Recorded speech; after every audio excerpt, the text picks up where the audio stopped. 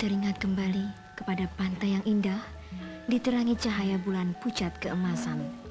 Sinarnya keperak-perakan, memantul ratusan juta kali ke air laut yang luas dan selalu bergerak. Kecermalangan emas dan perak yang tidak terbatas. Demikian Kartini pernah menulis tentang pantai yang disayanginya, tak jauh dari kota Japara, tempat ia dibesarkan. Mungkin pemandangan laut yang bebas luas itulah yang turut membentuk jiwa Kartini yang ingin bebas lepas pula. Kartini lahir di distrik Mayong, Kabupaten Japara, tanggal 21 April 1879. Waktu berumur 2 tahun, ayahnya, Raden Mas Aryo Sosroningrat, diangkat menjadi Bupati Japara, dan pindahlah mereka sekeluarga ke kota Japara. Dari 11 bersaudara, 6 wanita, 5 pria, Kartini anak kelima. Walaupun keluarga Ningrat, ia tidak pernah membanggakan kenikratannya. Katanya, bagiku hanya ada 2 jenis keningratan. Keningratan berpikir dan keningratan budi yang dimiliki oleh mereka yang berjiwa luhur. Ia juga menyatakan bahwa rakyat setia kepada golongan bangsawannya. Menurut Kartini, apa yang dikatakan dan dilakukan golongan itu akan diterima dan dipercaya oleh rakyat. Oleh karena itu, kaum Ningrat harus berlaku pantas.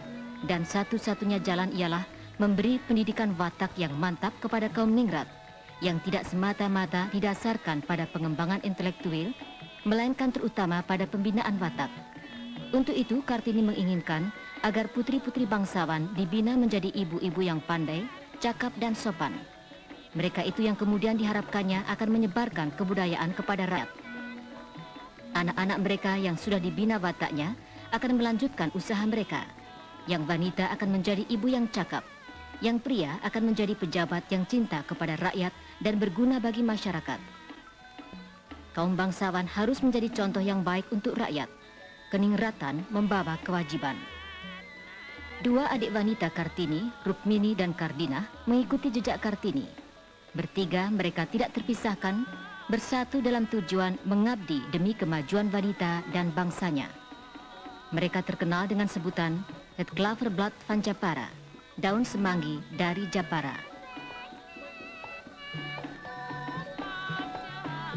Sesuai dengan adat kebangsawanan waktu itu, Putri Ningrat harus dipingit.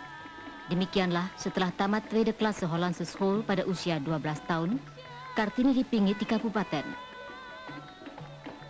Aku ingat betapa seringnya dalam keputusasaan yang luar biasa, aku dekapkan tubuhku pada pintu gerbang yang tertutup rapat dan pada dinding tembok yang dingin itu. Arah manapun yang kuambil, akhirnya akan kujumpai dinding batu atau pintu yang terkunci.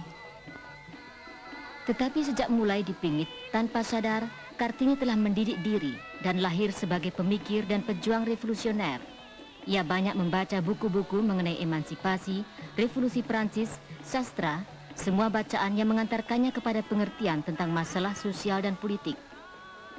Ayahnya dan abangnya Kartono, yang mau menyelami dan mengerti jiwa Kartini, menyediakan bahan-bahan bacaan yang bagi Kartini merupakan jendela untuk melihat dunia luar, keluar dari tembok, dan keluar ke dunia yang lebih luas.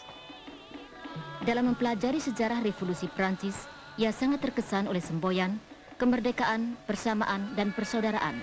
Semboyan yang kemudian menjadi semboyannya. Karena sungguh pun ia banyak memikirkan masalah wanita, namun perhatiannya juga ditujukan kepada seluruh rakyat, terutama rakyat kecil. Mungkin ini akibat pengalamannya waktu kecil, waktu sering diajak ayahnya berkeliling kampung untuk meninjau kehidupan masyarakat. Ia juga melihat bahwa Madat Candu merupakan sumber penderitaan dan kemelaratan rakyat. Pola pikiran Kartini yang melampaui kematangan pola pikiran kaum wanita zaman itu mendorongnya untuk mengadakan surat menyurat dengan orang-orang asing yang dikenalnya lewat ayahnya. Kepada salah seorang teman asingnya itu, ia menyatakan keyakinannya yang mendalam bahwa wanita dapat memberi pengaruh besar kepada masyarakat. Karena itu, ia sedih kalau melihat keluarga yang kurang mampu kewalahan mendidik anak karena anak mereka terlalu banyak. Menurut pendapatnya, kalau kita tidak sanggup menjamin penghidupannya, janganlah kita melahirkannya.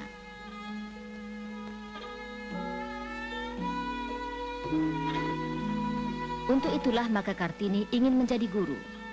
Oh, saya ingin sekali menuntun anak-anak itu, membentuk watak mereka, mengembangkan pikiran mereka yang muda, membina mereka menjadi wanita-wanita hari depan. Dalam mengemukakan keinginannya untuk mendidik, Kartini juga menegaskan pentingnya keagungan moral. Dan ia pun tidak lupa akan pelajaran keputrian seperti memasak dan jahit-menjahit.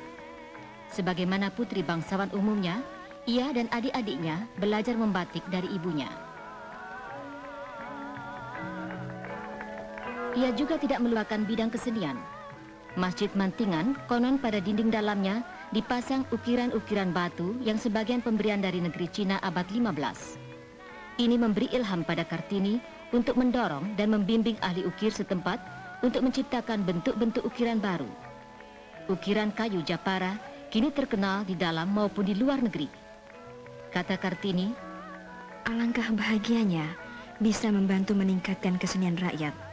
Kami beruntung dapat menjadi saluran untuk memperkenalkan curahan jiwa seni ini kepada dunia baru. Masa berjalan terus. Kehidupan masyarakat pribumi, terutama wanitanya, berjalan tanpa perubahan. Kelonggaran gerak, terutama untuk putri bangsawan, hanya diperoleh setelah perkawinan. Kartini berkata untuk menenteramkan hatinya, kupikir aku sedang menjalankan panggilanku lewat jalan yang lain daripada yang kutetapkan sendiri. Pada akhir tahun 1903, Kartini menikah dengan Bupati Rembang, Raden Adipati Joyo Adiningrat, yang mempunyai pandangan luas dan mendukung cita-cita Kartini. Tentang suaminya itu, Kartini pernah berkata, ia tidak akan memotong sayapku. Justru itulah yang menaikkan derajatku di matanya, bahwa aku dapat terbang. Tetapi siapa di bumi ini dapat membanggakan diri bahwa ia dapat menentukan sendiri seluruh hidupnya. 4 hari setelah melahirkan anak satu-satunya yang diberi nama Raden Masus Salit, Kartini wafat 17 September 1904.